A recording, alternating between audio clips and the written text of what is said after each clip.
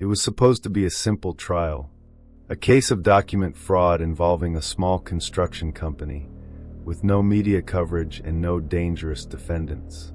For Judge Clara, recently transferred to a district in the countryside, it was another opportunity to show that she could maintain her firmness even away from the large courtrooms of the capital. But it only took the first few minutes of the hearing for her to realize that there was something wrong with the case.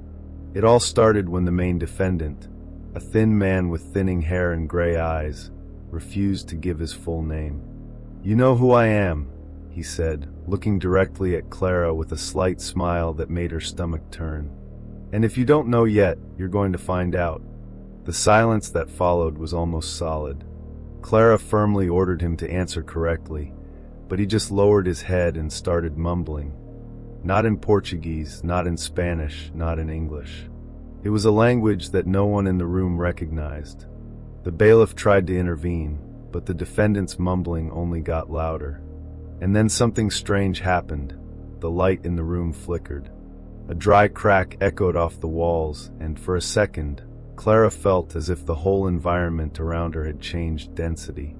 The air became colder. The sound of the fan seemed to slow down. And time seemed to hesitate. The defendant looked at her again and whispered, "You locked me up before, don't you remember?" Clara felt a shiver run down her spine. She didn't know him. She had never seen him before. But something in those words triggered memories she hadn't known existed. Confusing images. A cell. A woman in a robe. A voice shouting in echo. After the hearing, Clara reviewed the case file. The defendant's name was Tomas S. Vega. No criminal history, no valid document, no recognizable fingerprints. Just a note at the bottom of the psychiatric report attached to the file. Patient reports having already been convicted by Judge Clara on a previous date. Case does not exist in court records. That night, Clara couldn't sleep. The sound of heels echoing down the corridor of the courthouse was still on her mind. She lived alone, yet she swears she heard a door close downstairs. She went downstairs with her cell phone in hand, ready to call the police. But the house was empty, except for an envelope left on the living room table. No sender, no addressee, just a sheet of paper inside, with a single sentence written in shaky handwriting. "Judge Clara, you promised to release me." Clara spent the next morning trying to rationalize what had happened. Perhaps it was a bad joke. Perhaps one of the court clerks wanted to unsettle her because she was new to the city, and a woman, which always brought skewed glances and hushed murmurs from behind the scenes. But none of these possibilities explained the phrase written in the note, least of all the fact that the defendant seemed to really know her. Determined to get on with her routine, Clara arrived at the courthouse early. The day's session had been postponed without explanation. One of the lawyers had claimed sudden illness.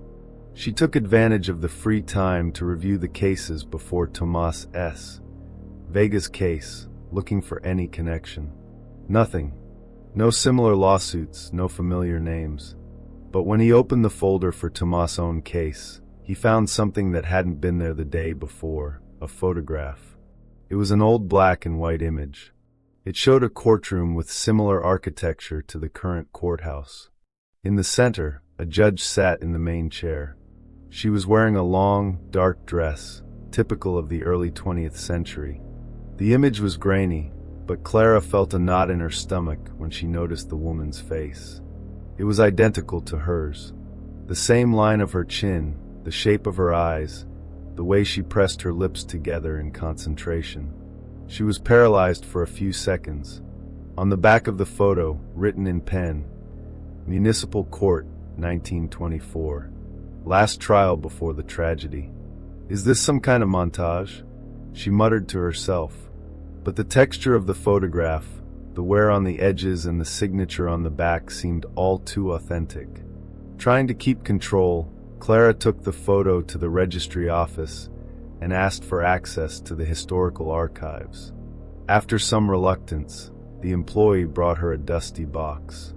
Among the minutes and old documents, Clara found a record dated exactly March 1924, mentioning a judge called Clarisse Andrade, who died inside the courtroom. Andrade, who had died inside courtroom number 2 after suddenly collapsing. The cause of death was listed as undetermined. The defendant in the case? Tomas Salvador Vega. Clara felt a chill. The date of death was the same as the day she met the defendant. And his name, although slightly altered, matched. But it was impossible. No one could live that long. Unless, in the middle of the paperwork, one document caught her eye. The statement of an officer who had witnessed Judge Clarisse's collapse. He said he saw the defendant whisper something before she fell unconscious. And that, when he was restrained by the police, he repeated a phrase, laughing in a low voice. She promised. She promised to come back. Clara let the papers fall to the floor. Her head throbbed. Her heart seemed trapped between beats that were too fast. Everything inside her was screaming at her to let it go, to get away, to forget. But a part of her, the same part that made her study law, face injustice, sit in judgment of others every day, refused to ignore it. The office phone rang. Clara answered with a shaky voice. "Judge Clara?" said the receptionist. "Mr. Tomas Vega is here. He's scheduled an additional deposition, and he's asking you to conduct it." Clara asked Tomas to wait a few minutes while she tried to organize her thoughts. His presence in court seemed absurd. He had been deemed mentally unstable. He should be in custody. And yet there he was, waiting patiently in the reception area, as if nothing was out of place. As if it were just another ordinary hearing. When she finally entered the room reserved for testimony, Clara felt the air change. Tomas was sitting at the table, hands folded, gaze fixed on the empty chair in front of him, hers. When she sat down, he raised his face slowly, with a smile that didn't reach his eyes. "I knew you'd come," he said quietly. "You always come back." "Mr. Vega," Clara began, trying to keep her voice authoritative, "you are here to give a statement. Any attempt to—" "Clarisse," he interrupted. "Do you remember?" Clara froze. She didn't answer. She picked up her pen, made quick notes on the paper in front of her, anything to keep her hands busy. "You died in that chair," he continued, his voice quiet, almost didactic. "In 1924.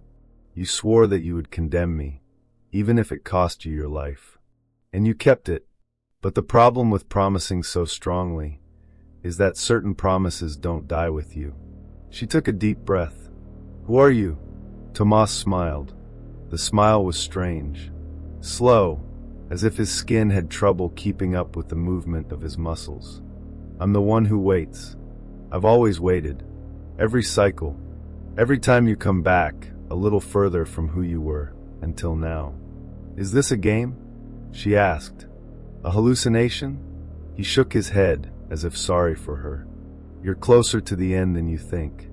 The trial is coming, and you won't be the one sitting in front of it." Clara stood up abruptly. Her vision was shaking. Something in the room seemed to be spinning slowly, as if gravity were slightly wrong. The lights on the ceiling pulsed with an uncomfortable frequency. Tomas remained motionless, staring at her with that insane serenity. She left the room without saying another word. She walked quickly to the medical wing of the courthouse and demanded to see Tomas Vega's psychiatric records. The doctor on duty pulled up the records, but seemed confused. "Strange," she said. "This name is here, but there are no recent records. Just an old entry, dated 1960. And even that, with very little information. There's only one comment from the psychiatrist. Patient believes he has lived many lives. Obsessed with a woman called Clarisse. Potential risk of psychotic induction due to circular narrative." Clara left the office in a daze. She walked through the corridors as if she were trapped in a labyrinth. Nothing seemed firm, stable, or real. When she returned to her office, she found Tomas' file open on the table. Inside was a single new sheet of paper that hadn't been there before. A manuscript. Shaky letters.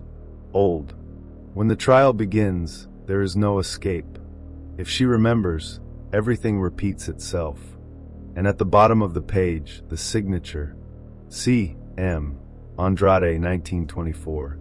Clara stared at the signature for several long minutes. The letters, although shaky, seemed familiar. The strangest thing was that it was her own handwriting, identical to the one she used to sign sentences and letters. It was impossible, and yet there it was.